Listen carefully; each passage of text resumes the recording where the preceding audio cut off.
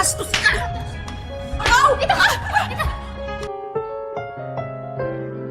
Ang susunod na programa ay rated PG.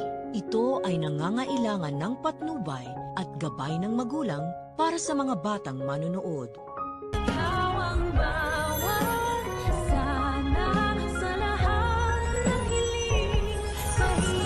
Paano na? Nakakasama mo na siya.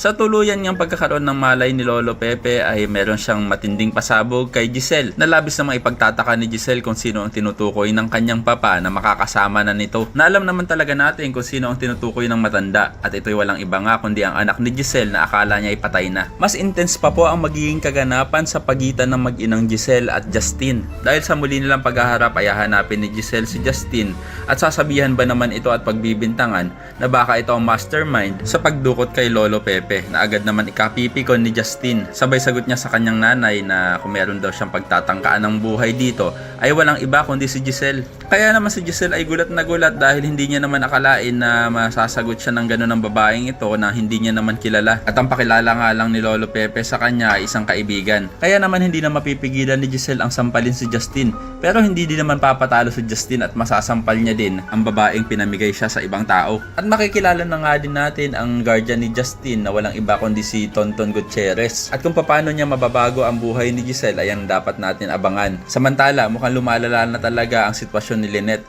dahil unti-unti na nga siyang nalalagasan ng buhok. Kaya naman mapapayakap na lang siya sa kanyang asawang si Carlos dahil sa sobrang niyang pag-aalala. Pero sandali lang, nakapagtataka naman na nagising na si Lolo Pepe pero wala siyang natatandaan. Naku, naloko na, mukhang nag-amnesia pa nga. Kaya naman kung isa ka rin sa mga umaasang sana hindi nag-amnesia si Lolo Pepe ay pakilike ang video na ito and don't forget to subscribe. Thanks for watching and see you next time. Bye-bye!